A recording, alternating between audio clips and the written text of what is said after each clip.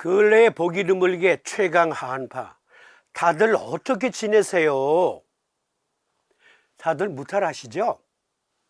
어떤 분들은 제 걱정을 해주셨어요. 전화 또는 문자로 아니 그 추운 데서 어떻게 지내십니까? 그런데요, 제가 살고 있는 이곳 고성, 이곳은 서울보다 따뜻한 지역입니다. 겨울에 서울보다 오히려 더 따뜻한 지역.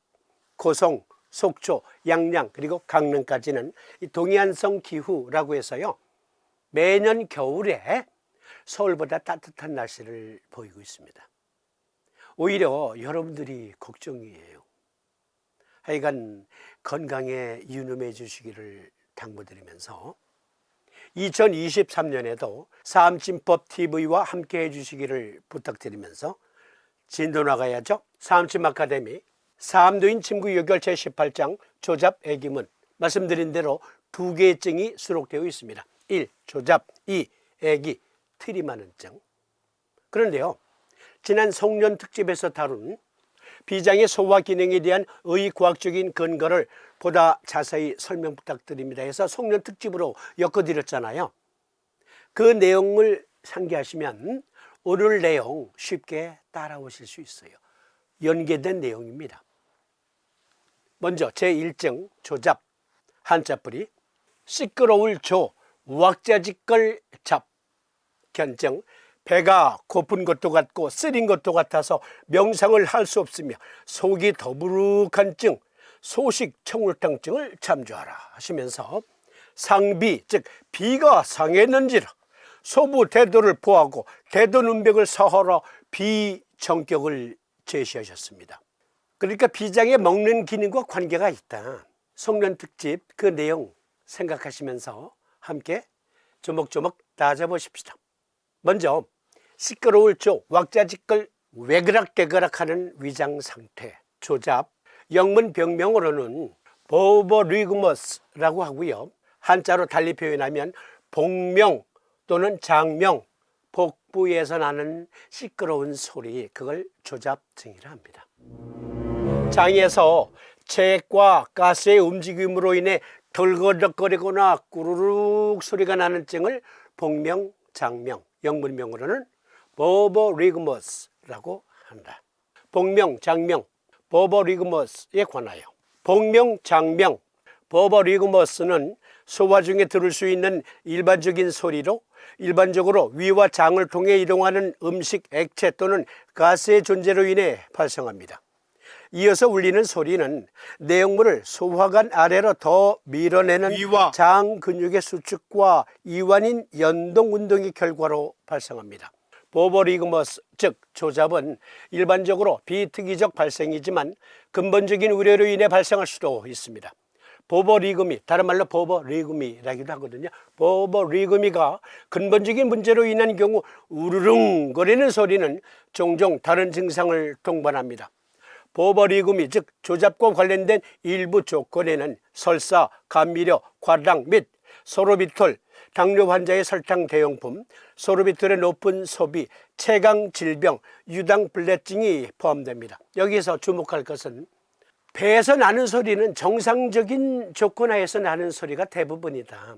그런데 질병과 관련해서는 체강 질병, 이른바 셀리악 디지즈라고 하는데요, 그것과 관련된 병이 있고, 또 유당불내증, 그러니까 우유만 먹으면 설사해, 우유만 먹으면 방구가 잦아, 우유만 먹으면 속이 더부룩해, 우유만 먹으면 가스차. 그것은 유당분해 효소가 적어서 생긴 것. 유당불내증, 이것이 질병으로서 조잡증의 원인일 수 있다. 조잡증, 즉 복강질병은 사암도인께서 아마 이것을 염두에 두고 상비인지라라고 말씀하신 게 아닐까요? 미국 국립보건원에 들어가서 한 논문을 찾아보았습니다. 체강질병 환자의 비장 기능을 조사할 가치가 있습니까? 체강질병 환자의 비장 기능을 조사할 가치가 있습니까?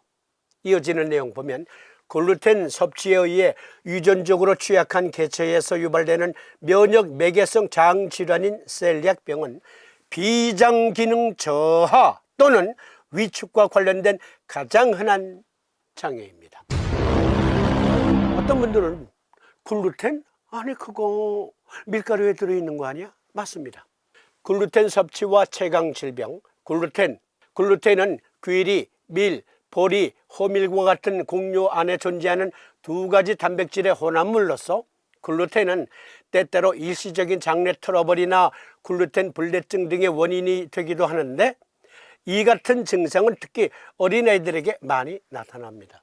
글루텐, 호밀, 밀가루 등에 포함되어 있는 두 가지 혼합물 단백질, 이것이 채강 질병을 일으키는 원인으로 작용하기도 하고 소화불량, 위장기능 장애를 불러오기도 한대요.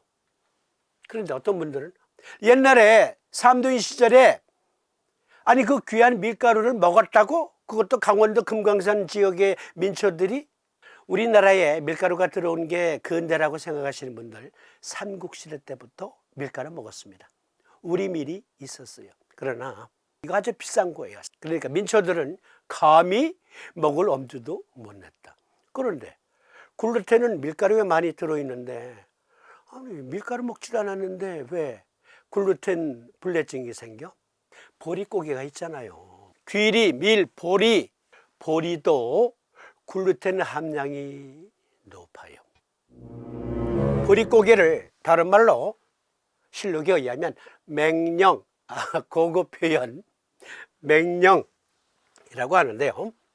한 언론 사이트에 들어가서 찾아온 글, 조선시대에도 보릿고개라는 말이 있었다. 상략. 그런데 50년, 60년대까지만 해도 지금보다 훨씬 많은 사람이 며칠씩 굶기가 일쑤였다. 그래서 그 당시엔 보릿고개라는 말이 언론에 자주 등장했었다. 지금이야 보리밥을 건강식으로 먹지만 당시는 보리밥을 먹어 방귀가 찼다며 쌀밥을 먹는 게 꿈이었던 아이들이 있을 정도였다. 그런데 5, 60년대보다도 더 가난했던 시절이 삼두인께서 당신은 임난 이후라 민초들은 그 보리죽마저도 배불리 먹을 수 없었느니라. 그렇습니다. 삼두인 시절에 보릿고개 때는 보리죽도 제대로 못 먹었지만 일반 민초들은요, 쌀이 출하되는 시기에도 보리쌀이 3분의 2, 제 나이 또래 되시는 분들 혹은 그 이상 되시는 분들은 기억나실 거예요. 먹을 게 부족했던 시절에는 쌀 보리를 함께 섞어서 먹었잖아요. 애들이 똥을 싸면 똥에 보리쌀이 소화돼 가지고 그대로 나오는 거예요. 설사하고 배앓이하고.